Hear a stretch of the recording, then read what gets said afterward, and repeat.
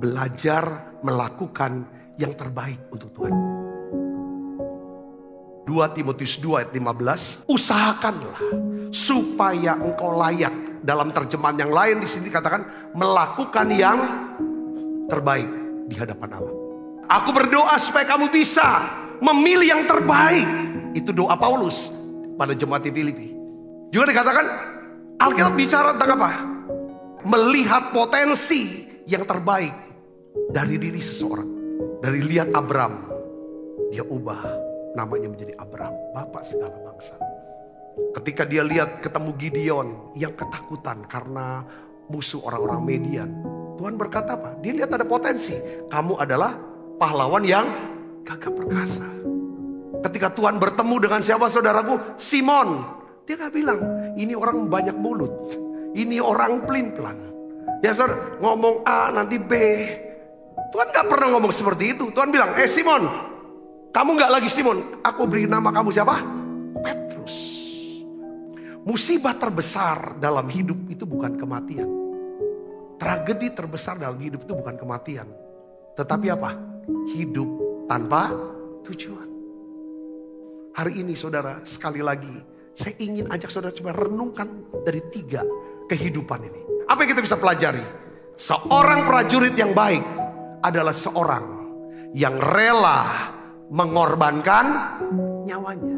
2 Timotius 2 ayat 3-4. Ikutlah menderita sebagai seorang prajurit yang baik dari Kristus Yesus. Seorang prajurit yang sedang berjuang tidak memusingkan dirinya dengan soal-soal penghidupannya, supaya dengan demikian ia berkenan kepada komandannya. Apa yang kita bisa pelajari dari seorang prajurit, saudara? Seorang prajurit rela mengorbankan apa? Nyawanya. Yesus berkata begini, saudaraku. Ukuran terbesar dari kasih adalah kesediaan kita untuk mengorbankan hidup untuk keselamatan orang lain. Dan apa? Keberhasilan. Yesus berkata dalam Yohanes 15 ayat 13 katakan, tidak ada kasih yang lebih besar daripada kasih seorang yang memberikan nyawanya untuk apa? Sahabat-sahabatnya. Apa sih yang bisa mendorong kita melakukan yang terbaik untuk Tuhan? Apa yang bisa mendorong kita? Apa motivasi? Gak bisa, saudara. Motivasinya hanya karena niat baik saja, kemauan, tekad yang kuat saja. Gak cukup. Motivasinya apa? Pertama, saudara harus mengetahui apa yang benar-benar ingin saudara perjuangkan mati-matian. Bukan cuma perjuangan, tapi perjuangan mati. Saudara rela mati untuk apa? Seperti Yesus. Yesus tahu apa yang harus dia perjuangkan. Yaitu apa? Supaya barang siapa yang percaya padanya tidak binasa, tapi beroleh hidup yang kekal. Dia ingin saudara dan saya diselamatkan. Katakan amin. Supaya seluruh keluarga kita diselamatkan. Dia tahu, ya kan, untuk bisa mencapai hal itu, dia rela mati di salib. Yang kedua adalah kita harus mengetahui bahwa kita sangat dikasihi oleh Tuhan Yesus. Saudara akan bisa melakukan yang terbaik untuk Tuhan, memberi yang terbaik untuk Tuhan. Saudara mau melayani Tuhan, saudara terus mau ikut Tuhan dengan setia, komitmen sama Tuhan. Mau hidup terus dipenuhi Roh Kudus setiap hari, mau menjadi berkat, mau berbuah, hanya apabila saudara mengerti dan bisa merasakan bahwa saudara dikasihi oleh Tuhan Yesus. Yang kedua, kita belajar dari seorang atlet. Apa yang kita dapat pelajari dari seorang atlet? Seorang atlet berfokus untuk menjadi apa? Pemenang. Kita gak akan pernah bisa melakukan yang terbaik dalam hidup kita. Saudara, merencanakan untuk bisa yang terbaik, memberi yang terbaik. Ya kan saudara, kalau saudara dan saya dengar baik, tidak pernah saudara berfokus untuk menjadi apa? Seperti seorang atlet, pemenang. 2 2 Timotius 2 ayat 5 kita baca sama-sama. Seorang olahragawan hanya dapat memperoleh mahkota sebagai apa? Juara, apabila ia menuruti peraturan olahraga. Jadi kita juga harus bertekad ya untuk hidup dalam kemenangan.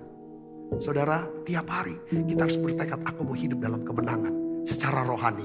Hidup yang berkemenangan bukan kebetulan, tetapi direncanakan dan disengaja. Orang yang bisa menguasai diri bisa dilihat dari apa? Perkataannya. Apakah dia bisa kuasai perkataannya?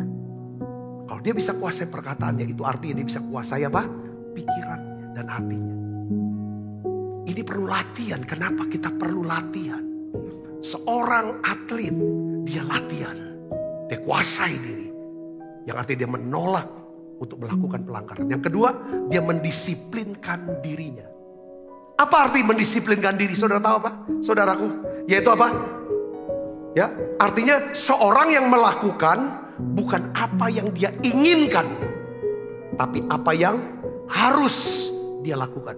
1 Korintus 9 ayat 25. Tiap-tiap orang yang turut mengambil bagian dalam pertandingan menguasai dirinya dalam segala hal. Mereka berbuat demikian untuk memperoleh suatu mahkota yang fana. Tetapi kita untuk memperoleh suatu mahkota abadi. Perhatikan saudaraku. Tetapi aku melatih tubuhku dan menguasainya seluruhnya, supaya sesudah memberitakan Injil kepada orang lain, jangan aku sendiri apa? Ditolak. Paulus mau bilang begini, para juara-juara olahraga, mereka rela menguasai diri, mendisiplinkan dirinya, berkorban, korbankan kehidupan sosial dan lain sebagainya, hanya untuk dapatkan medali atau mahkota yang sifatnya sementara. Tetapi kalau saudara dan saya menguasai diri, mendisiplinkan, kita mau melayani Tuhan, mendedikasikan hidup untuk Tuhan. Kita ingin melihat banyak orang bisa diselamatkan. Lewat bisnis saudara, lewat karir saudara, lewat studi, apapun dalam kehidupan. Kita ingin bawa orang datang ke gereja, datang kepada Tuhan Yesus. Kita bimbing dia. Saudara bisa latih mereka untuk jadi orang-orang, ya kan, yang berhasil dalam hidupnya mereka. Saya yakin upahnya, mahkotanya adalah mahkota yang kekal. Yang terakhir 3, kita belajar dari seorang petani yang produktif. Petani yang produktif kita belajar adalah seorang yang apa? Yang menabur benih. 2 Timotius 2 ayat 6 katakan begini, seorang petani yang bekerja keras haruslah yang pertama menikmati hasil usahanya. Membangun kebun buah-buahan tidak pernah terjadi secara apa? Kebetulan. Di dalam 2 Korintus 9 ayat 6 sampai 8 katakan, camkanlah ini, orang yang menabur sedikit akan menuai sedikit juga, dan orang menabur banyak akan menuai banyak juga. Hendaklah masing-masing memberi dengan menurut kerelaan hatinya, jangan dengan sedih hati atau karena paksaan, sebab Allah mengasihi orang yang memberi dengan sukacita, dan Allah sanggup melimpahkan segala kasih karunia kepada kamu, supaya kamu senantiasa berkecukupan di dalam segala sesuatu dan malah berkelebihan di dalam pelbagai kebijakan. Alkitab katakan kalau kita menabur dengan murah hati dalam jumlah besar, saudara akan menikmati banyak buah kelak di sorga. Saya mau bicara gini, menabur benih bukan cuma bicara soal hepeng, soal duit, cien, bukan.